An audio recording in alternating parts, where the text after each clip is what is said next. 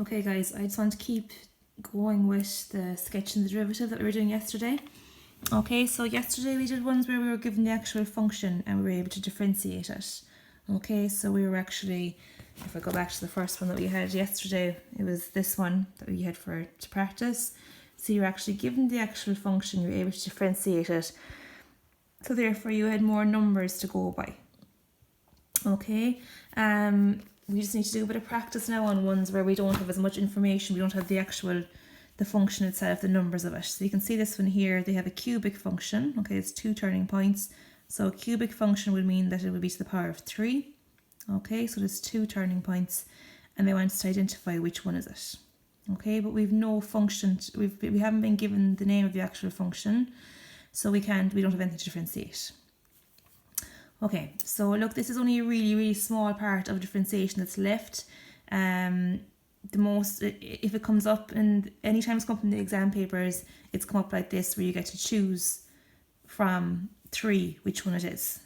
Okay, so it's not like you'll be asked to draw it if they haven't given you any information. Okay, if they haven't given you the actual function, it's more matching it to which is the derivative. Okay, right, so I suppose first of all, if we take what we did yesterday, we would have dropped the 2 turning points. So we would have dropped this down to 0 and this down to 4. Okay, so we know that the quadratic is going to cut the x-axis at 0 and 4. So if we look at our 3 options, this one cuts the x-axis on 0, 4. This one doesn't. One of them is plus, one of them is negative. Okay, so that one's gone. Okay, this one here again though, it does cut it at 0 and it cuts it at 4. Okay, so it's going to be one of these two. Okay, so just by using the turning points, we've eliminated one. Okay, now this is the tricky part that's new. Okay, so if we look at this part of this part of the function, we can see that it's increasing. So what does it mean for a function to be increasing? It means that the slope is positive. Okay, and another word for slope is dy dx. Okay, so these are actually all graphical representations of the slope. Okay, because if a question asks us to find the slope, and it's not a coordinate geometry question, if it's a differentiation question and if it asks us to find the slope, then we always differentiate. Okay, so we can see from here to here is positive. Then the next part of it then is decreasing, so I'm going to put a minus there. So we know from between this turning point to this turning point, it's decreasing, it's negative. And then from here to here, it's increasing, so the slope is positive. Okay, so that's what we need to identify now to decide whether it's A or C. We need to know that the slope is positive, then negative, then positive. Okay, so I suppose if we look over here then, we can see that this part of the slope is negative because it's below the x-axis. Okay, so that's below, so we're not looking at the slope of this function now, we're looking, this is the slope of this. Okay, now I know this is really, really abstract. I left it out the first time because differentiation was long enough as we were going, and this is just, it is tricky. Okay, but look, as I said, even if you just discarded one of them, you're on a 10 mark straight away. Okay, so look, this is the last part of differentiation now. Okay, so it's positive, negative, positive. Over here then, we're not looking at the slope of this, because that would mean we're differentiating it again. Okay, we're looking at where it is on the x-axis. Is it below it? Is it on it? Or is it above it? Okay, so here, the first part of it is below the x-axis, so it's negative. This is above, so it's positive. This is below, so it's negative. Okay, so I'm deciding would the x value, no, actually the y value, be positive or negative. So if it's below the x-axis, it's minus. Above the x-axis is plus. Below the x-axis is minus. Okay, so that's wrong because it should be plus, minus, plus. Okay, so that one's gone. If you look at this one, so we can see this part of it is above the x-axis, so it's plus. This part is below, minus. This part is above, plus. Okay, so it's this one. Okay, and if you were asked to explain it, if you had those bits drawn on your diagrams, that would be absolutely perfectly explained. Okay, I know it's really, really abstract. Okay, I wouldn't get it, like if it even comes up. It's such a small part of the course. You know, if it's just totally baffling you, and you've been happy with differentiation so far, then don't get bogged down on it. That's all I'm saying. It's just in case it comes up, and if it does, it's going to be worth very small marks. Okay. Right, we're going to look at number 4, so next here.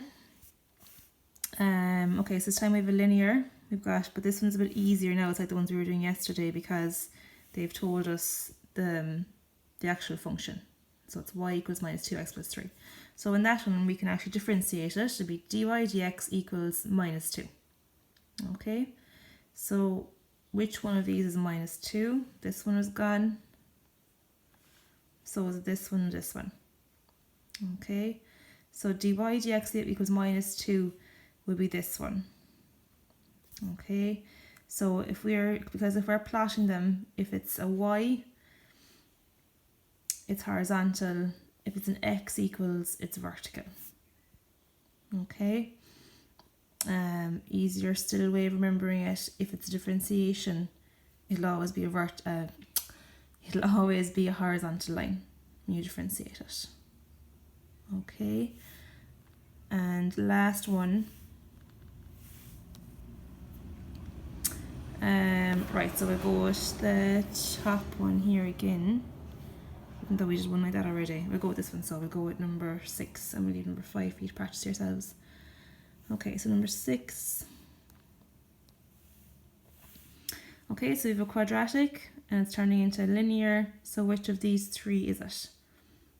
Okay, and again we can see there in the question we haven't been given the name of the function at all. So we're totally depending on reading the shapes and the slopes. Okay, so first thing is I take the turning point, which is here. I bring it straight down. So I know that the linear is going to cut the x-axis at minus 1 at 1.5. Okay, so straight away that gets rid of this one. Okay, so if I drop the turning point, the new function when I plotted the linear has to cut the x-axis at 1.5. So it has to do one of these. Okay, right, so now from here to here, the function's increasing, so it's a positive slope. From here to here, it's decreasing, so it's a negative slope. Okay, so positive means when we go to the derivative of it, positive means it'll be below the x-axis. Positive means it'll be above the x-axis, then it will hit 1.5, and then it'll be below the x-axis. Okay, so it has to be this one. From here to here is above the x-axis, it's plus. Here to here, it's below, so minus. Whereas this one is below the x-axis minus, then above the x-axis plus.